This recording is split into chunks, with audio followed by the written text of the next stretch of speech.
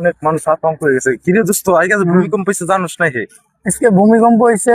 আমি তো শুয়েছিলাম না, আজকে যেরকম ভূমিকম্পটা হয়েছে, মানে আমি জীবনে ওইরকম ভূমিকম্প দেখি নাই। মানে আমার এত ভয় লাগছে যা আমি কখনো কল্পনা করতে পারি নাই। আরে আর কইস না রে দোস্ত, আমার বাসার পোলাপান যেটি আছে সব কয়টা মনে করলে স্ট্রোক ইয়ে করছিল একটু নাই। আজকে শুনছি কান্নাকাটি কারে ক। শুনছি ঢাকায় নাকি 2 জন মারাও গেছে। খালি ঢাকায় 2 জন মারা গেছে, ওভার ব্রিজ সহ তো ভাঙ্গে গেছে। এ আল্লাহ, অনেক মানুষ অনেক ই হয়েছে।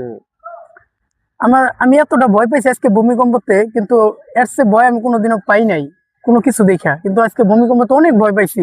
সেই ভূমিকম্প হয়েছে শুধুমাত্র 5 সেকেন্ডের জন্য হয়েছে, যদি 30 সেকেন্ড। জি 30 সেকেন্ড হলে তো দুনিয়া শেষ হয়ে যেত। আবার ক। তাহলে আমরা কি কি খবর? হ্যাঁ, ভালো ভালো আছিস? সকালে যে ভূমিকম্প হয়েছে তোমরা কিছু টের পাইছো?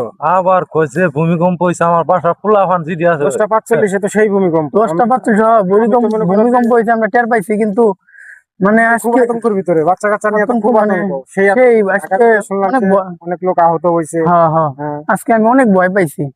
ঠিক আছে, বলা যে কি করে বলা যায় না। আচ্ছা থাক জায়গা।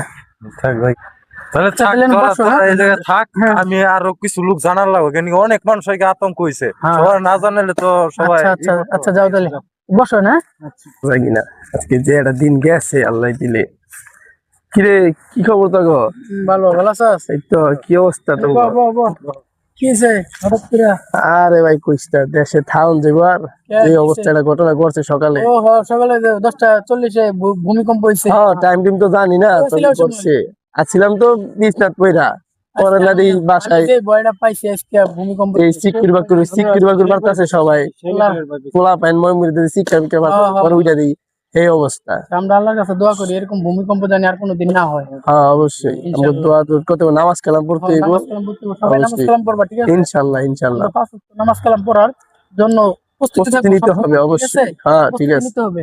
সবাই আপনারা সবাই 5 ওয়াক্ত নামাজ পড়ার জন্য প্রস্তুতি থাকবেন, কারণ এরকম ভয়াবহ ভূমিকম্পটা আজকে হইছে বা কালকেও হইতে পারে বা 15 দিন পরেও হইতে পারে। আপনারা সবাই 5 ওয়াক্ত নামাজ পড়ার জন্য তৈরি থাকবেন বা তৈরি হন, এখন থেকে তৈরি হন।